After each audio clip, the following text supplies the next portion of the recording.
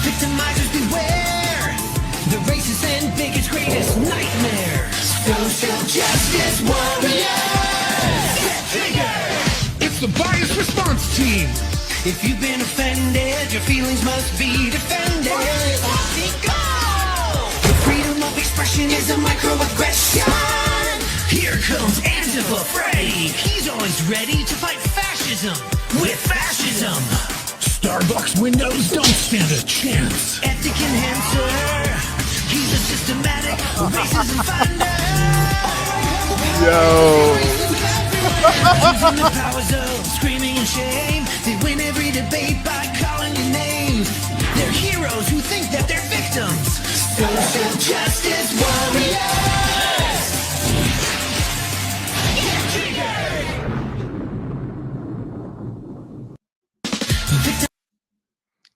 The heroes who think they're the victims, or the victims who think they're heroes. Social justice warriors. Want to know why Oakland's failing? That's why you came back for Gotham Oakland season 2, right? Soggy's under pressure. That's what we're here for. We got him on the run. Anyway, I heard y'all miss me. A lot of people tell me they miss Gotham and they miss me. So we're going to come back and do the show while we're doing another show, Oakland Unfiltered, under our new media company, Spirit Tip Media, coming in spring of 2025. So let's get into it without further ado. We're going to be talking today about Oakland City Council using illegal votes to change city ordinances. Now, if you are subscribed to the Oakland Report, then you may have already read a great article that we've had on this. But if you aren't, then you're going to learn about it today. Sheng Thao was recalled in a historic election with over 86,500 or so voters voting to recall this mayor. I'll add, this is the most votes in any election for an actual individual in the history of Oakland. I'll say that again. No one in Oakland in the election that wasn't for like a ballot measure or a law, in the election that actually involved people. We've never seen this many votes ever in the history of our city, which means more people voted to recall Sheng Thao than whoever voted for any individual politician in the history of Oakland. That's how much she was hated. You can see her behind me. She got perp walked on LinkedIn, and she's been in court, but I don't want to get too sidetracked today because we're here to talk about Ryan Richardson illegal votes and the city council who consented to these illegal votes, even though it didn't even pass the smell test. So I want you to start at the top here. Oakland's Mayor Sheng Thao was recalled. You see this little still here.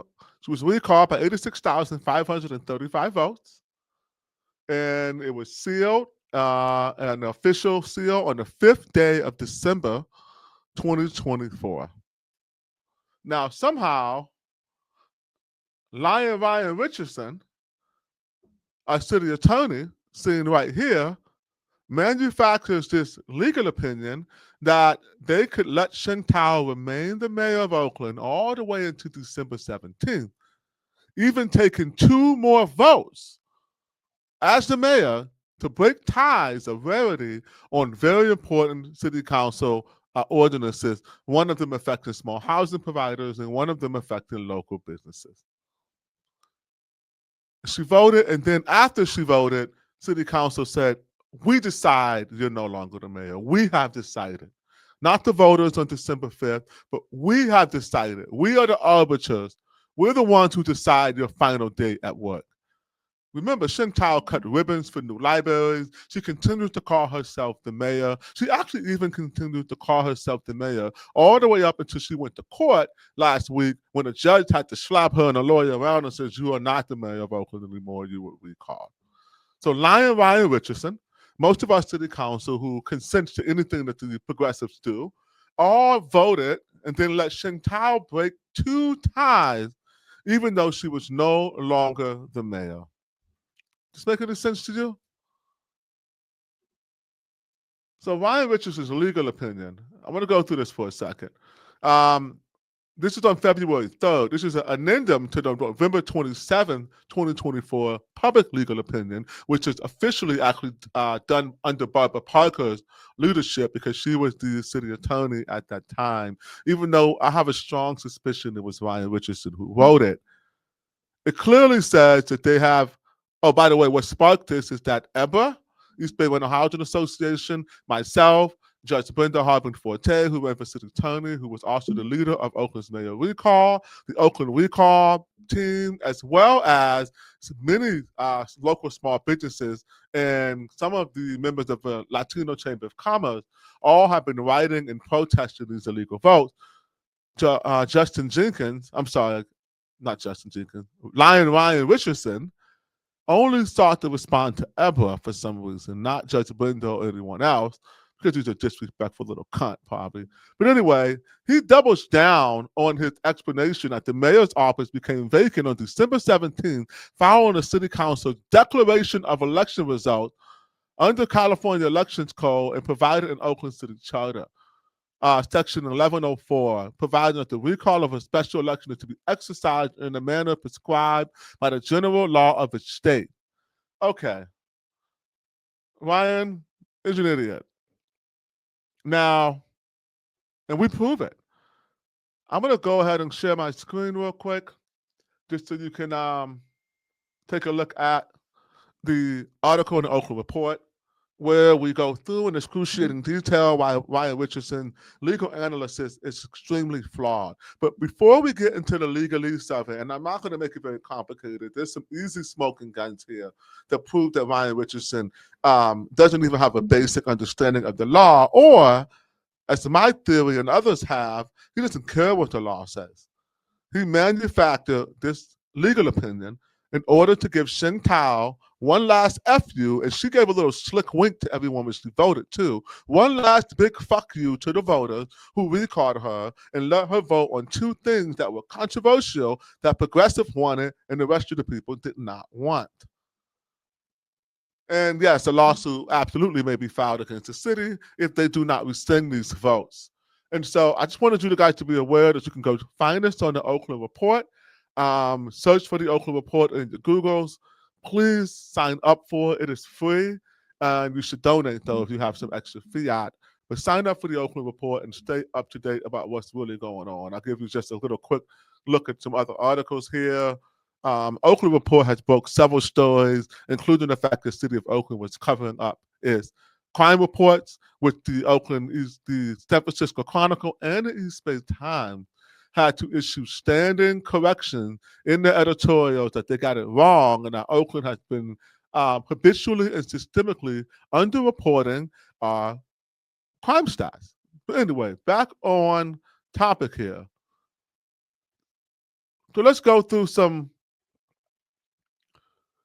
legal stuff. So recalls are supposed to be prescribed in manners prescribed by the state.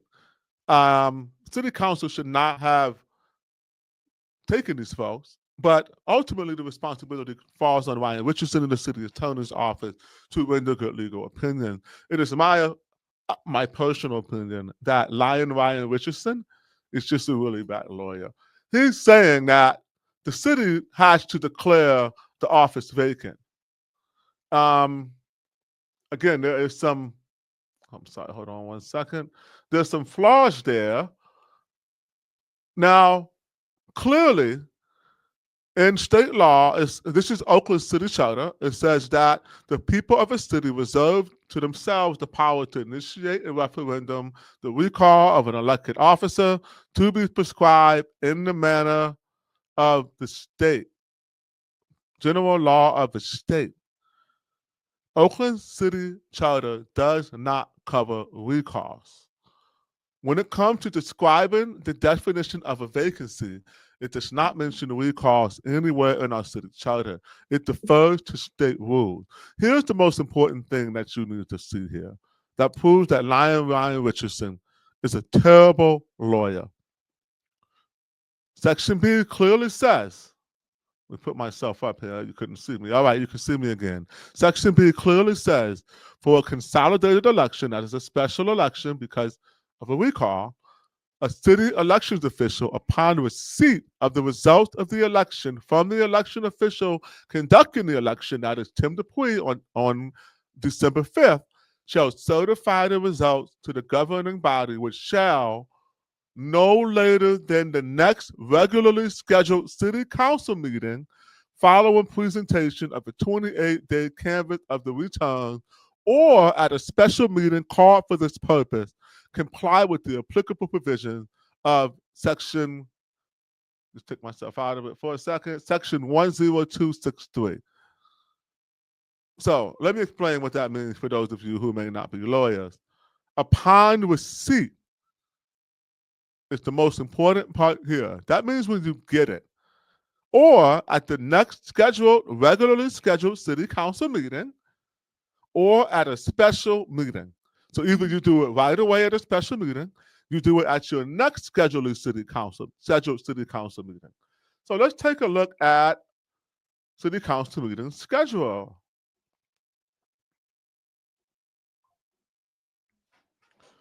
Now, the 5th, as you see here on Thursday, was when they got the notification. The next scheduled meeting was on the 9th. You had another scheduled meeting on the 10th.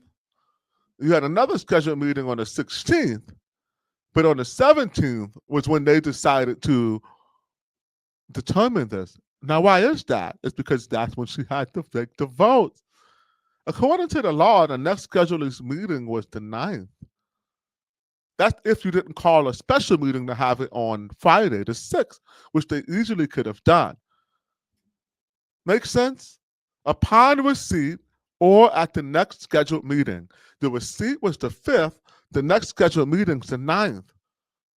So how does City Attorney Ryan Richardson think that it's okay to not only schedule it for the 17th, but do it on the tail end of the meeting after allowing formerly Mayor Sheng Thao, who was now a private citizen, break 2 votes?